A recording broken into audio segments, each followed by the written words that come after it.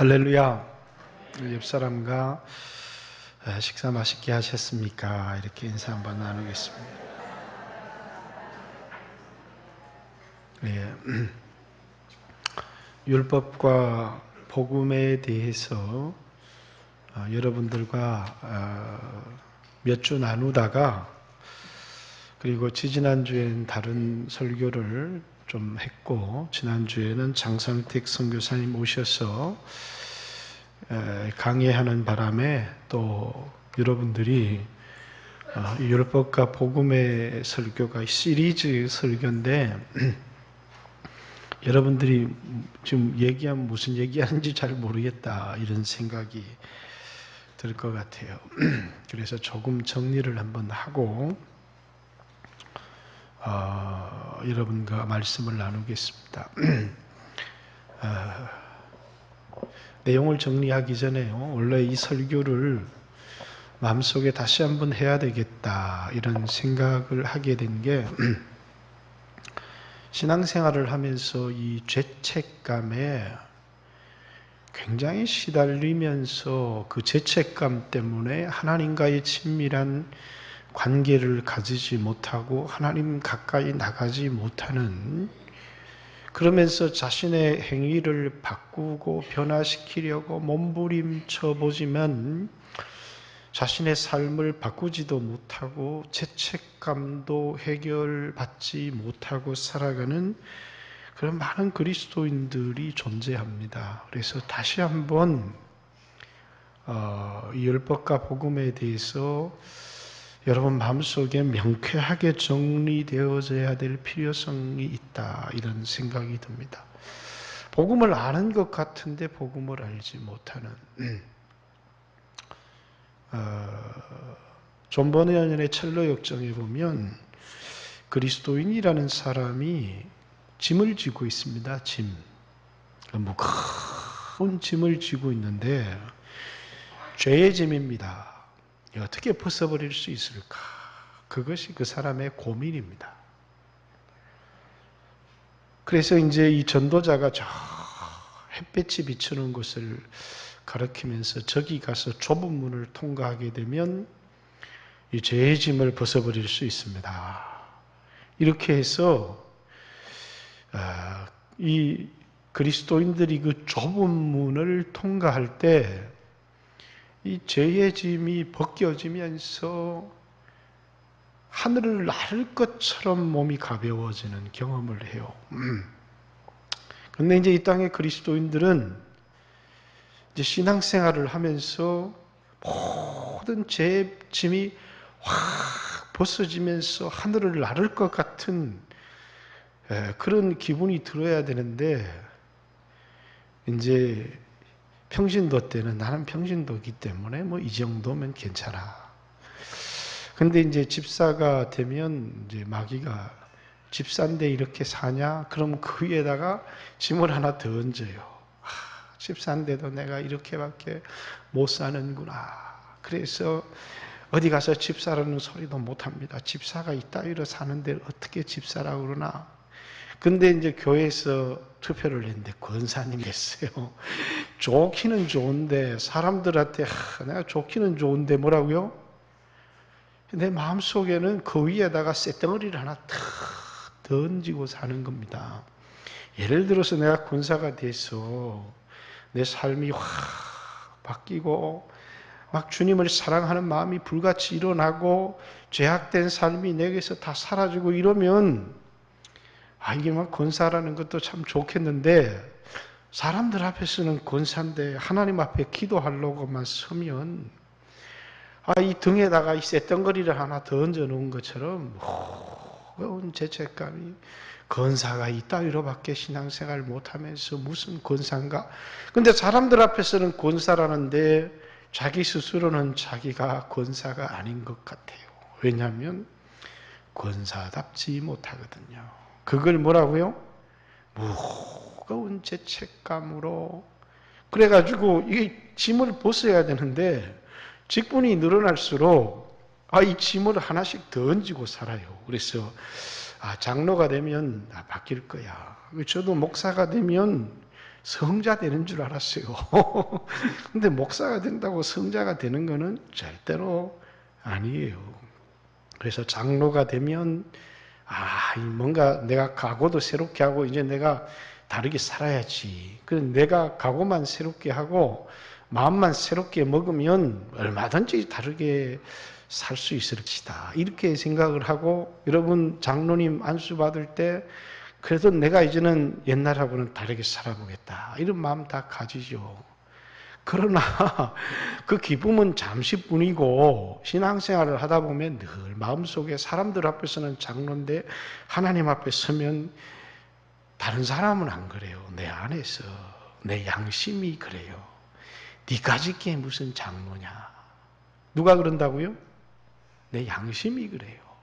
그래서 그거다가 이제는 막 몇 톤 되는 쇳덩어리를 얹고 이렇게 살아가기 때문에 그래서 여러분 새신자들은 죄책감이 요만큼 있는데 장로들은 죄책감이 이만큼 있어요. 그건 누가 사람들이 볼 때는 우리 장로님 우리 목사님 이러는데 자기 양심은 자기를 알아요. 그러니까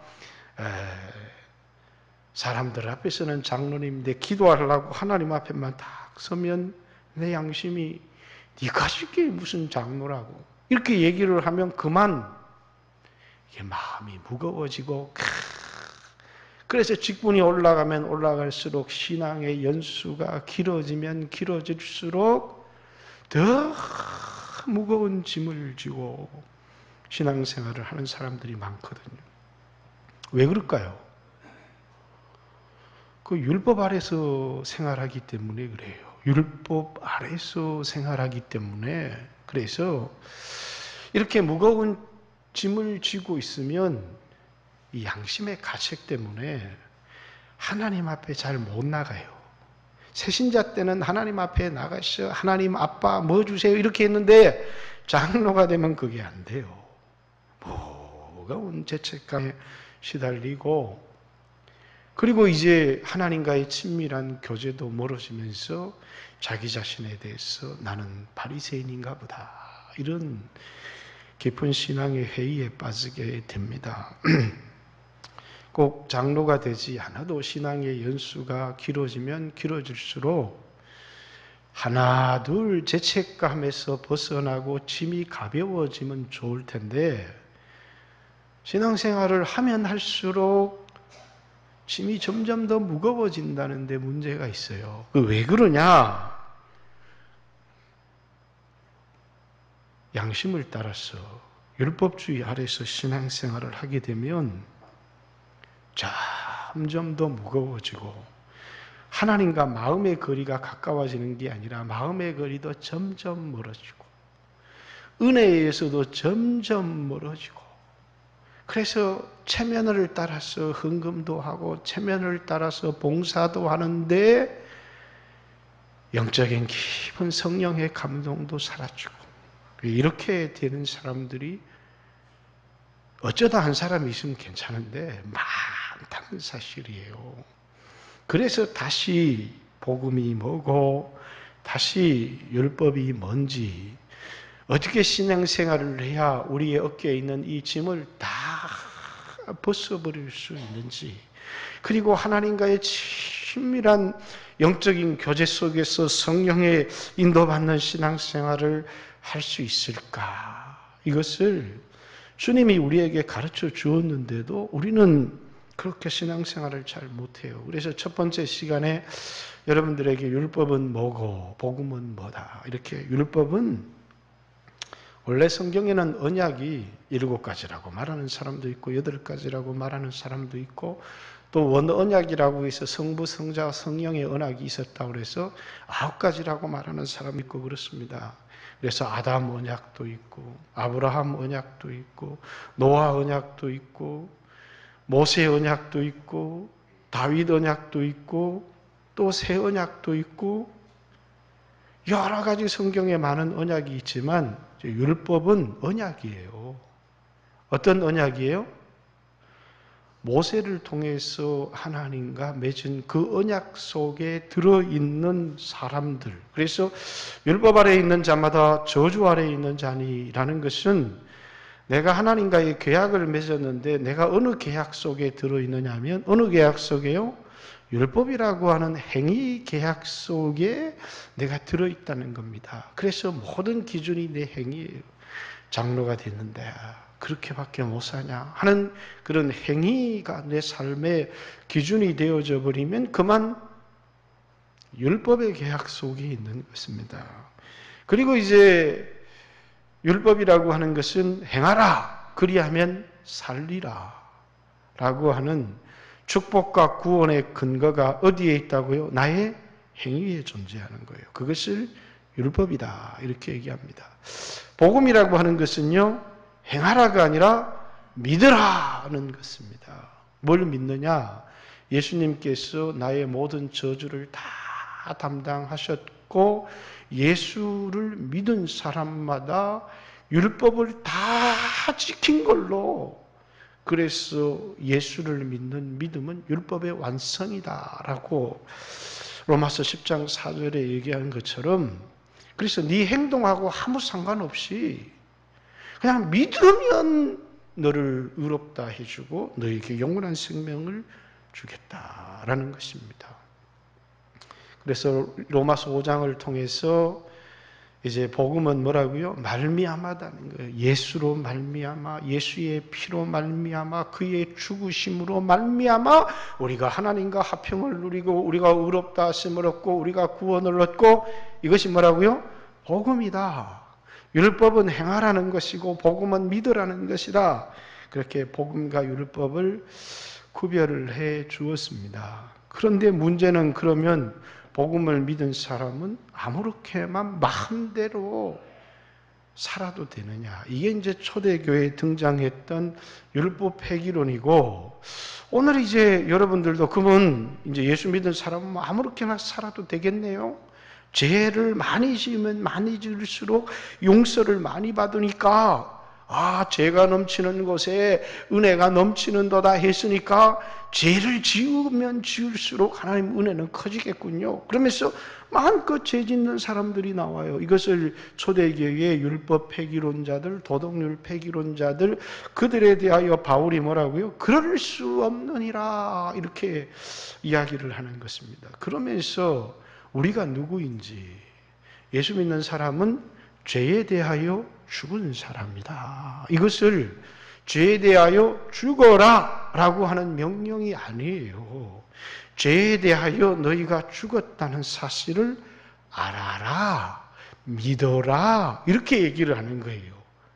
죄에 대해서는 죽어라 이러면 그것이 명령이 되어서 죄에 대해서 죽으라 그랬는데 나는 죄에 대해서 죽지 못하고 아직도 육신의 정욕에 펄떡펄떡거리면서 살았는데 나는 구원도 못 받았나 보다 이렇게 말하는 게 아니라, 예수를 믿을 때 우리의 신분이 죄에 대해서는 죽었고 그리스도와 연합한 자라는 사실을 알아라. 이것이 로마서 6장 1절부터 14절까지의 말씀입니다. 내가 누구냐? 죄에 대하여 죽은 자다 라고 하는 사실이에요. 그렇기 때문에 이제는 죄에 대해서 죽고 하나님과 연합한 목적이 뭐냐면 마음대로 방탕한 삶을 살아가게 하기 위해서가 아니라 새 생명 가운데 행하기 위해서 그렇다라는 것입니다.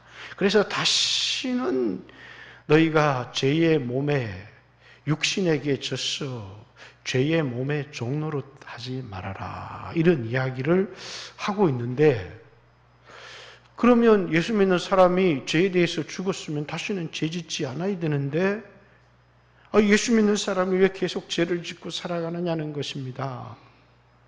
여러분도 죄를 짓고 저도 죄를 짓고, 예수 믿는 사람이 죄에 대해서 죽었으면 죄를 안 지어야 되는데 여전히 죄를 짓고 살아가는 것이 현실이다. 그러면 왜 예수 믿는 사람이 죄를 짓고 살아가느냐는 겁니다.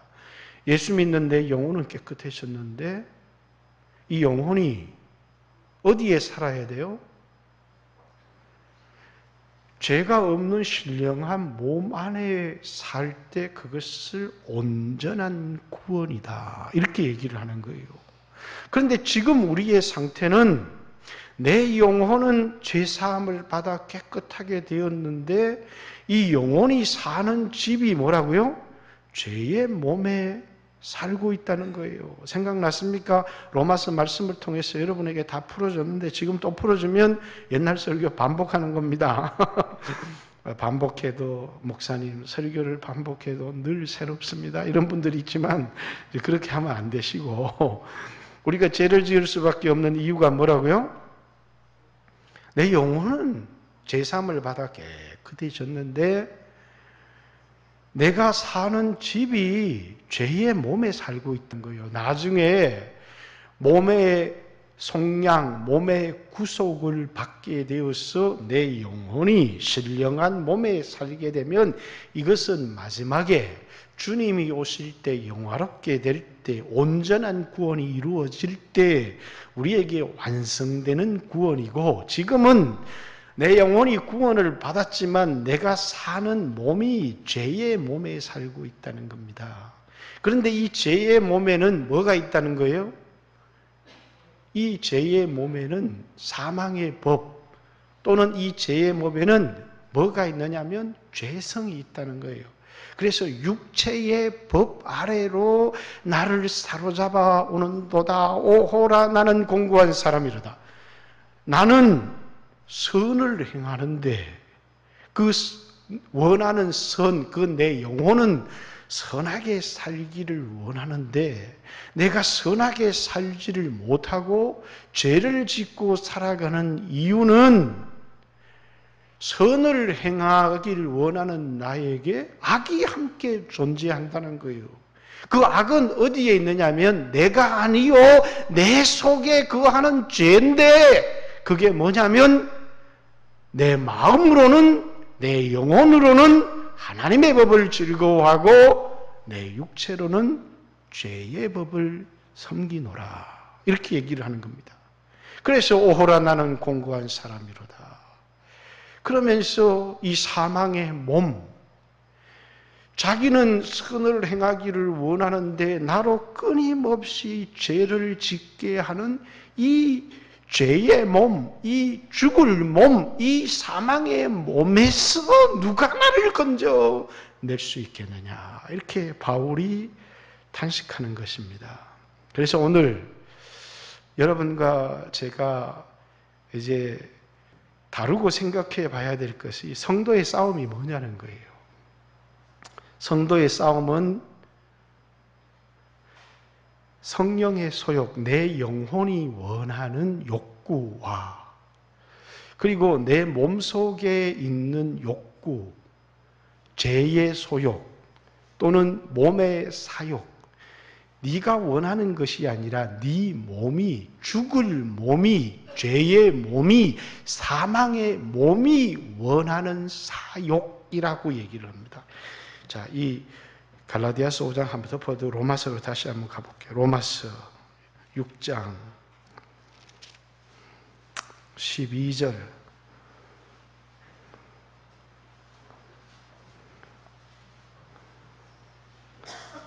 오늘 어쨌든 로마서를 읽을 걸 잘못했나?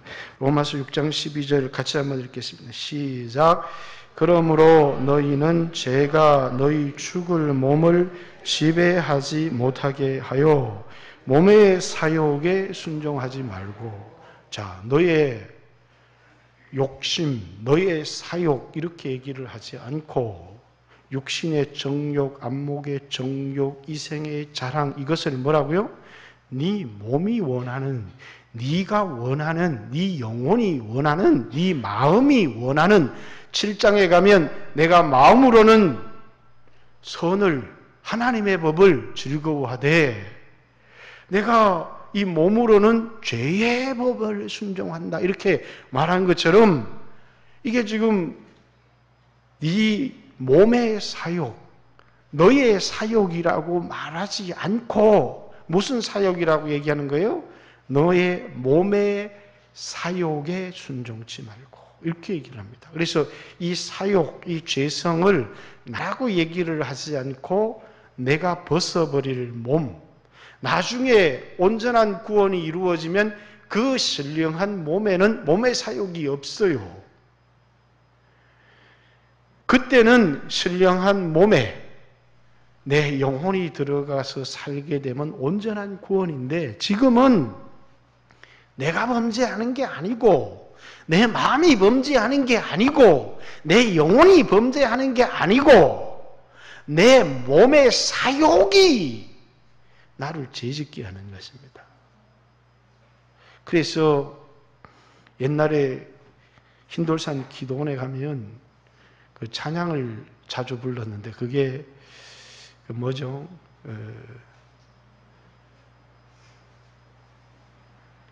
그 찬양 가사가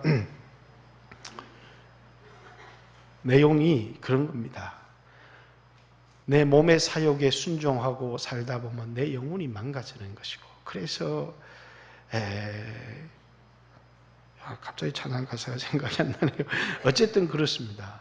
우리는 지금 죄를 짓는 것은 내 영혼이 죄를 짓는 것이고, 내 육체가 죄를 짓는 것이지 내 영혼이 죄를 짓는 게 아니라는 거예요. 내가 구원받은 것은 내 영혼이고, 내 육체가 육체의 사욕에 굴복을 해서 죄를 짓는 것이지 그것이 내 영혼을 더럽히는 것이 아니라는 것입니다. 그러면 우리 예수 믿는 사람에게 있는 이 싸움은 뭐라고요? 내가 원하는 것과, 어떤 사람은 옛사람과 새사람의 사욕이다, 이렇게 에베소서에는 표현하고 있고, 그래서 구습을 쫓는 옛사람을 벗어버리고 새사람을 입어라, 이렇게 표현하고 있는 구절이 있는 반면에 로마서에서는 옛사람은 십자가에 못 박아버렸기 때문에, 그렇기 때문에 이 싸움은 어떤 싸움이냐면 내 영혼이 원하는 내 영혼의 욕구와 내 육체의 사욕의 싸움이라는 것입니다. 자, 그리스도인의 성화의 싸움은 무슨 싸움이라고요? 내가 원하는 것과 내 몸이 원하는, 내 죽을 몸이 원하는 것과의 싸움이 나에게 있다. 그래서 여기 갈라디아서의 말씀에 육체의 소욕, 그것은 내 몸의 사욕이에요. 성령을 거스리고 성령은 육체를 거스리나니 이 둘이 서로 대적함으로 너희가 원하는 것을 하지 못하게 하려 함이라. 근데 우리가 깊은 죄책감에 시달리는 이유가 뭐예요? 이게 육체의 사욕대로 살아가니까 내 영혼이 막 눌리는 것입니다. 그러면서 언제 내가 이 죄책감을 벗어버릴 수 있을까? 내 영혼이 막 힘을 얻어가지고 육체의 사욕에 순종하지 않고 거룩한 삶을 살게 되면 이 죄책감을 벗어버릴 수 있지 않을까? 그죠? 그날이 와요, 안 와요? 문제는 여러분이 죽는 날까지 그날이 안 온다는 게 문제예요. 그렇게 살아서는 평생 그날이 오지 않아요. 여러분들이 생각할 때 언젠가 내 영혼이 막 힘을 얻어서 육체의 사욕대로 살지 않고 내 육체를 막 팍팍팍팍 쳐서 복종시키면서 이렇게 살아가면 그때는 내가 죄책감 다 벗어버리고 막 주님 눈물을 흘리면서 이럴 것 같은데, 제가 봤을 때는 죽는 날까지 그날은 오지 않습니다. 왜? 가는 길이 율법을 쫓아서 가고 있기 때문이에요. 자, 이 얘기를 조금 진행하기 전에 그리스도인들이 무거운 짐을 지고 그리스도인이 좁은 문 앞에 딱 가니까 좁은 문 앞에 세지라는 사람이 왔어. 당신이 왜 여기 왜 왔습니까? 이러니까 전도자가 내 어깨에 있는 이 무거운 짐을 벗어버리려고 하면 이 좁은 문을 통과해야 된다 그래서 여기 왔습니다. 그랬더니 세지, 이름이 뭡니까? 세상의 지혜, 이 세지예요. 세지가 하는 말이 그렇습니다. 당신 또 썩으셨군요. 이렇게 얘기를 합니다. 이 좁은 문을 통과해 이렇게 어렵게 높은 곳에 올라가서 인생의 좁은 길을 가려고 하십니까? 당신 여기 많은 사람들이 전도자의 말을 듣고 여기 왔다가 내 말을 듣고 속은 줄을 알고 다른 길을 갑니다. 그러면서 옆길을 가르쳐 줍니다. 이 산 꼭대기에 올라가게 되면 거기에 도덕촌이라고 하는 데가 있습니다.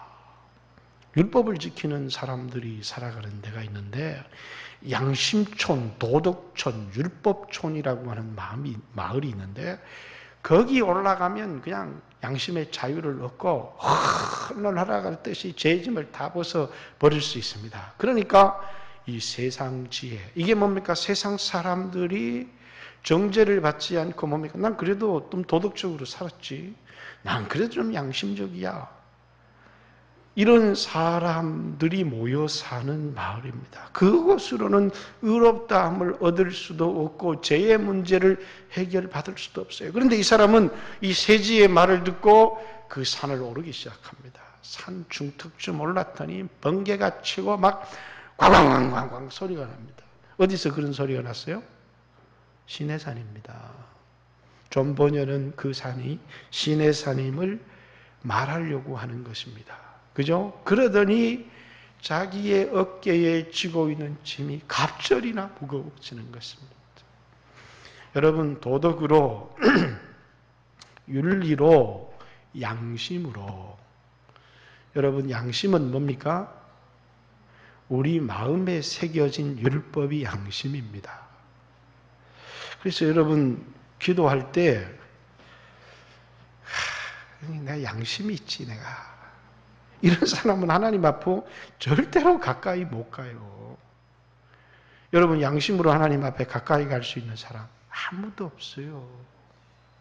예? 그런데 이제 신앙생활을 하면 할수록 뭐라고요? 내가 한두 번 해결을 하는 것도 아니고 내가 양심이 내가 괴롭다고. 여러분, 양심으로는 하나님 앞에 못 간다니까요. 그러니까 이 양심촌, 도덕촌, 율법촌으로 가면 갈수록 더 무거운 짐을 질 수밖에 없어요. 하나님 앞에는 뭘로 나가야 돼요? 믿음으로 나가야 돼요. 그래 이 사람이 다시 내려와서 좁은 문을 탁 여니까 예인지 뭐 누군지 잘 모르겠어요. 은혜인지 지금 제가 읽은 지 꽤 오래돼서 나오더니 어떻게 오셨습니까? 그러니까 그리스도인이 나 같은 사람도 여기를 들어갈 수 있나요? 이게 우리 그리스도인들의 고백이에요. 여러분, 주님은 여러분을 거절하지 않아요.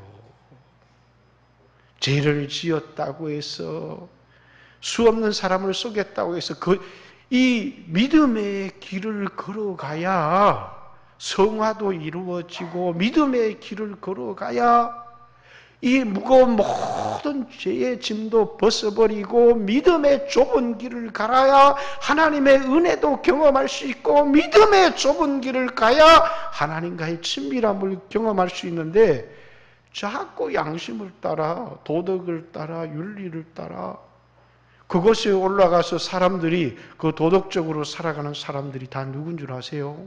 바리새인들이에요. 몇 가지 종교적인 행위를 지키면서 뭐라고 얘기하느냐면 다른 사람들을 비난하고 정죄하고 그러면서 자기들은 그들과 다른 것처럼 근데 예수님은 뭐라고요? 그들이 소경이다고 이렇게 얘기를 하는 거예요. 그래서 주의를 좀 지키고 11조 좀 하고 성경금 좀 하면 내가 의인이 된 것처럼 이렇게 생각하지만 정말 의인이 됐습니까? 아니잖아요. 여전히 죄 짓고 살아가고 괴롭거든요. 그 죄의 짐이 그것으로 벗어지는 게 아니에요. 그죠? 죄 많이 짓고 불순종하면 목사님 양볼 한 벌 딱 사주면 죄책감에서 헐헐 날아갈 것 같습니까? 안 돼요. 근데 이제 마음은 괴롭고 목사님 용돈 좀 드리고 기도 한번 받으면 마음이 시원해질 것 같지만 그걸로는 해결이 안 됩니다. 그러나 그런 길을 시도하는 사람들이 많습니다. 왜 그러냐? 이렇게 해서 그래도 자기를 위로하는 것이죠. 아, 내가 그래도 열심히 일하는 주의 종을 내가 좀 섬기고 식사라도 한번 대접하고 그러면서 자기를 위로하는 거예요. 그건 여러분이 잘 살고 하시고 그것으로 여러분의 양심을 무마시키려고 해서는 안 돼요. 근본적으로 양심으로 신앙생활을 하려고 하는 그 길 자체가 잘못됐다는 거예요. 그러니까 우리는 믿음의 길을 가야 돼요. 자, 보세요. 다시 한번 로마서로 돌아가서 로마서 6장 16절 한번 보겠습니다. 로마서 6장 15절 16절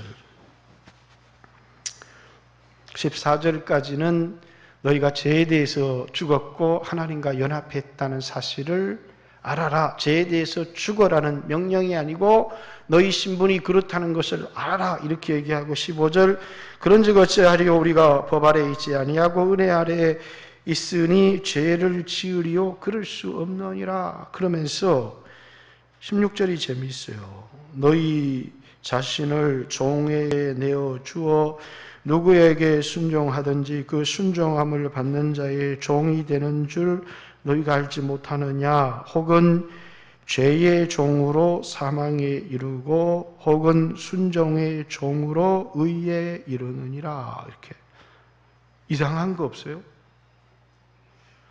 원래는 이렇게 율법 아래서는 이렇게 써야 돼요. 죄의 종으로 사망에 이르고 순종의 종으로 생명에 이르느니라. 이렇게 써야 되잖아요.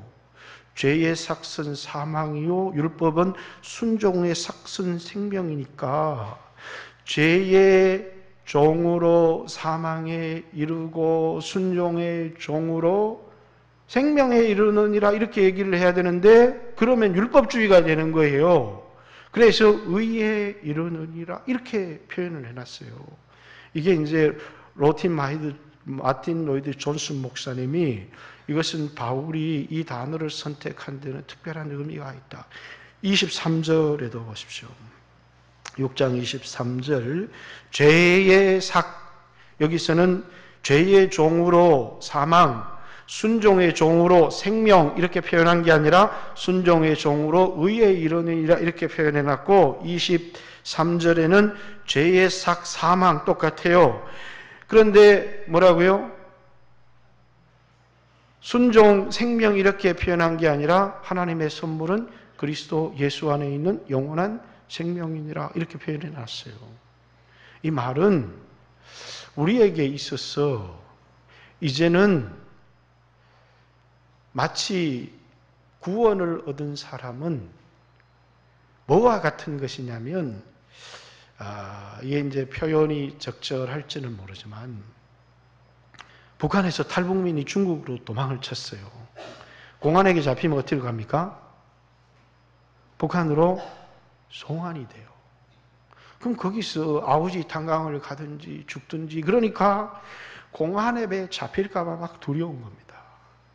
근데 이 사람이 남한에 또 와가지고 대한민국의 시민권을 확보를 했어요. 그 다음에 중국에 여행을 또 가는데 공안을 봅니다. 그러면 두려워요, 안 두려워요? 안 두려워요. 왜 안 두렵습니까? 이런 잡아도 내 신분이 분명한 거예요. 뭐라고요? 난 대한민국 국민이다. 대한민국 국민이라고 하는 자신의 신분이 있어요. 옛날에 북한에서 불법 체류자로 있을 때는 공안에게 잡히면 북한으로 송환이 되어서 아우지 탄광을 가든지 총알을 맞아 죽든지 이렇게 해야 되는데 대한민국 땅에 딱 넘어와서 대한민국 국민의 신분을 딱 확보하면 공안을 보는데 하나도 두려움이 없어요. 왜 두려움이 없느냐면 내게 새로운 신분이 생겼기 때문이에요. 예수를 믿는다고 하는 것은 내가 어떤 사람이라는 거예요? 하나님의 자녀라고 하는 내 신분을 바로 인식을 하는 것에서부터 시작이 되는 거예요. 내가 하나님의 자녀다. 그런데 죄를 지어도 하나님의 자녀고 넘어져도 하나님의 자녀고 그건 내가 죄를 지은 게 아니고 내 육체가 죄를 지은 거다. 그러면 사람들이 마음대로 죄 짓고 살아도 되겠네요? 그건 아니라는 거예요. 그렇다고 내가 죄를 짓는다고 해서 내가 하나님의 자녀가 안 됩니까? 그것도 아니라는 거예요. 그럼 뭘 얘기를 하느냐?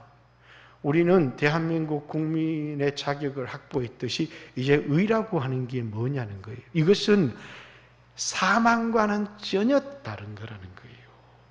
생명과도 만약 이것이 생명이다 이렇게 얘기를 하면 우리는 구원을 빼앗기지 않기 위해서 목숨을 걸고 싸워야 돼요. 근데 이게 생명이 아니라 의예요. 의라고 하는 것은 구원을 얻은 사람에게 주시는 하나님의 선물이에요. 다시 말해서 이미 우리는 생명을 얻었어요. 우리는 구원을 얻었어요. 근데 여러분이 어느 날 열심히 운동선수를 해서 이번에 가불골 가다 보니까 동네 플랜카드가 다 누구 동문의 아들 누가 탁구 국가대표에 선발됐습니다. 이렇게 붙여져 있더라고요. 국대가 된 거예요. 여러분 우리는 다 국가대표가 된 거예요. 하나님 자녀가 된 거예요. 근데 국가대표가 됐으면 끝납니까? 아니죠. 올림픽 가서 금메달 하나 확 따야 이게 뭐가 되는 거예요? 어마어마한 영광이 되는 거예요. 그럼 우리가 왜 우리는 죄를 짓고 살아도 하나님의 자녀의 자격을 빼앗기거나 하나님의 사랑을 상실하거나 하나님에게서 멀어지거나 이런 게 아니라는 거예요. 그런데 왜 우리가 죄와 싸워서 이기는 삶을 살아야 되느냐? 사람마다 동력이 필요해요. 그죠? 동력이라고 하는 게 뭐냐를 한번 보세요. 새벽 기도 합시다. 그러니까 새벽 기도를 나올 힘이 있어야지. 근데 우리 김대규 장로님한테 새벽 기도 나올 때마다 제가 100만 원짜리 수표 하나씩 줍니다. 하루라도 안 빼먹을 거예요. 왜? 빼먹으면 100만 원 날아가는데요. 여러분 빼먹겠습니까? 그 100만 원이 어마어마한 동기부여가 되는 겁니다. 여러분 여기 100만 원 주면 새벽 기도 제발 나오지 마세요. 교회 재정이 없습니다. 제발 나오지 마세요. 그래도 다 나올 겁니다. 그렇지 않겠어요? 왜요? 어마어마한 동력이 되지 않겠어요? 근데 우리는 거룩하게 살아갈 동력이 없는 거예요. 그러니까 내가 하나님 앞에 죄 짓지 말아야 되는데 죄 지으면 죄책감에 시달리는데 그걸로는 죄를 안 지을 힘이 없어요. 뭐가 분명하게 보여야 돼요? 하나님 나라의 상이 보여야 되는 거예요. 그래서 하나님의 성령이 부어지고 하나님 나라의 상이 실체적으로 보이면 뭐라고요? 이 땅의 육신의 이 소욕 때문에 죄를 짓는 그 삶을 넘어설 수 있는 뭐가 있는 거예요? 우리에게 그런 동력이 생기는 거예요. 여러분 동력이 없이 안 해야지. 다시는 하면 안 돼요. 내가 이렇게 양심을 속이고 내가 이렇게 위선적인 삶을 살고 내가 어떻게 장로야 내가 어떻게 권사야 이겨냅니까? 못 이겨내요. 하나님은 우리에게 구원받는 거 하나님 자녀 그런 거를 받기 위해서 싸워라 이게 아니에요. 너희는 하나님의 자녀고 내가 너희를 기뻐하고 내가 너희를 사랑하고 내가 너희에게 성령을 주었다. 우리를 사랑하시는 거예요. 그 하나님의 사랑이 우리에게 동력이 돼야 되는데 율법주의로 들어가면 하나님의 사랑이 싹 빠져버리고 내 의지로 내 힘으로 거룩하게 살아가려고 하고 내 의지로 내 힘으로 거룩해서 하나님 앞에 바르게 서려고 하고 됩니까? 근데 하나님이 금덩어리 하나 딱 던져주면서 네 살면 네 잘 살면 이렇게 줄게 이러면요 죽을 둥 몰둥 살아요. 그게 이 땅의 금덩어리는 육신의 소욕이지만 예수 믿는 사람에게 뭐라고요? 하나님 영광을 보여주십시오. 하나님 영광을 보여주십시오. 하나님 영광을 이 영광 하늘에 대한 소망이 흐릿해지는 순간에 세상 죄에 싹 빠져들어가 버리는 것입니다. 왜 그리스도인들이 세상에 죄를 짓고 살아가는 줄 아십니까? 이유는 간단해요. 하늘에 대한 소망이 없기 때문이에요. 하늘에 대한 소망, 예수 그리스도에 대한 사랑이 이 세상에 대한 사랑, 썩을 것에 대한 이 땅의 소망을 극복하게 하는 동력이거든요.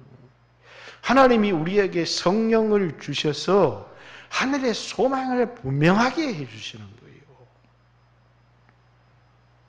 그러면 우리에게 이 유혹을 이길 동력이 생겨요. 저도요, 목사들도 이 땅에 순식간에 넘어질 수 있어요. 뭐가 사라져버리면 넘어져요? 난 목사니까 나는 죄를 안 지어야지. 그것으로는 죄를 이길 힘이 아무도 없어요. 나는 장로니까 죄를 안 지어야지.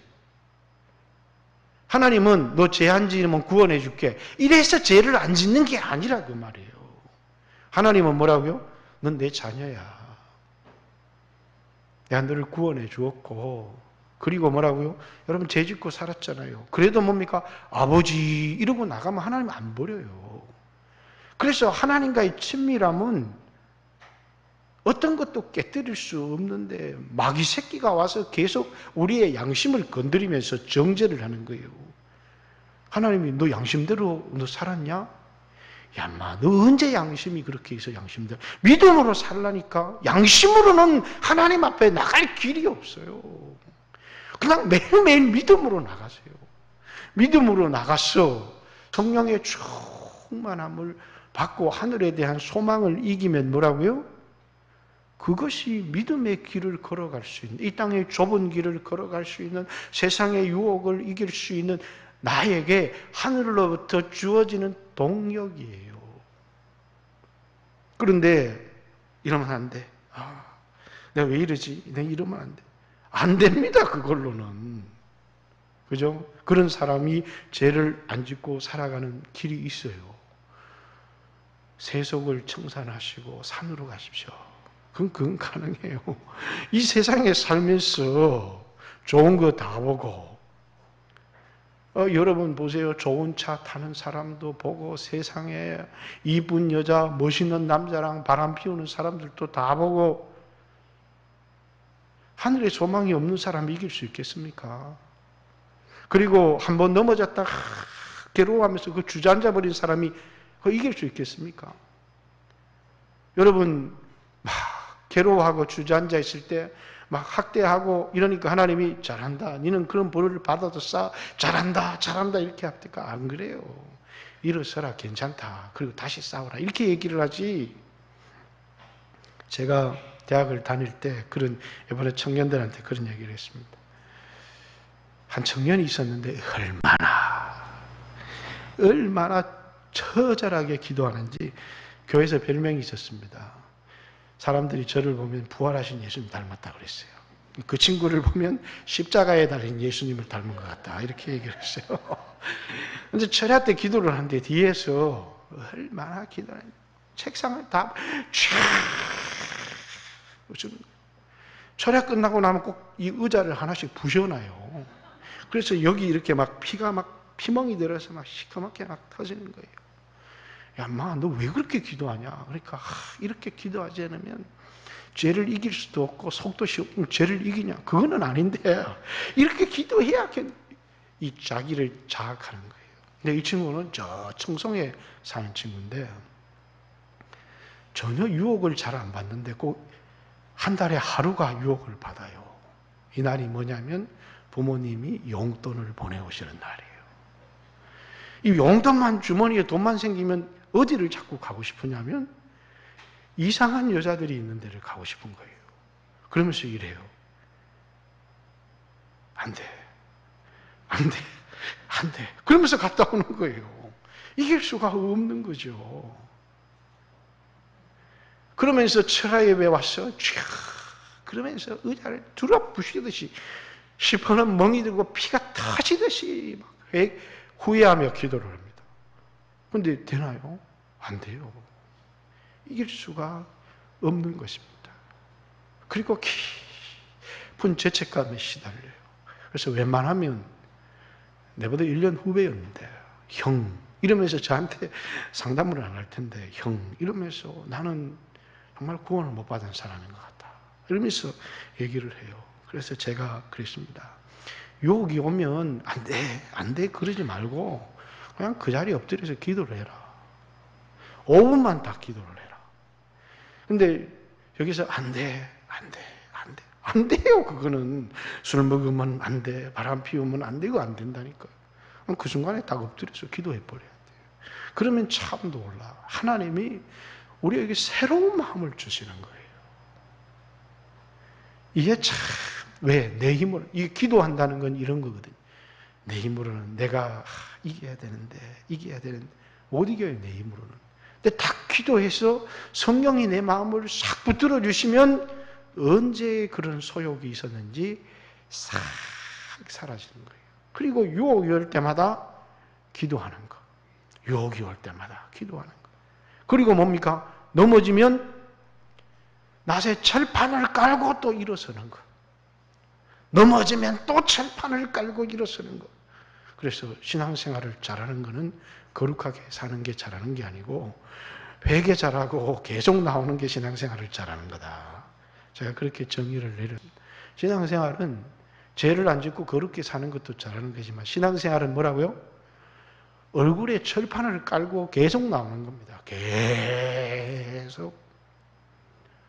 장로님이 매일 술을 먹고 막 이렇게 돼도 주일은 안 빠지고 계속 나오시는 분이 신앙생활을 잘하시는 분이에요. 술에 고주망태가 돼서 주일날마다 예배드리러 나오는 것은 보통 믿음이 아니고는 나올 수가 없습니다. 계속 철판을 깔면서 하나님 나를 사랑하신다는 사실을 믿지 않으면 나올 수가 없는 것이거든요. 사랑하는 성도 여러분, 여러분은 약한 게 있어요. 어렸을 때부터 죄의 습관이 몸에 쫙 들어가지고 뜯어 고칠 수 없는 알코올에 중독된 사람도 있고, 그리고 한번 땡기는 것도 이게 잘 안 되더라고요. 손목을 잘라도 이게 안 돼요, 이게. 그런데 이걸 날마다 땡겨도 또 나와서 기도하세요. 길이 없어요. 그래서 주님이 하늘의 소망을 보여주시면서 우리에게 성령을 부어주실 때 끊어지는 것이지 내 힘으로 안 돼. 그리고 넘어지고 나서 양심이 괴로워하면서 자기를 학대하는 것이 믿음이라고 생각해서는 안 된다는 거예요. 우리는 좁은 길을 걸어가야 돼요. 주님, 나 같은 사람도 받아주십니까?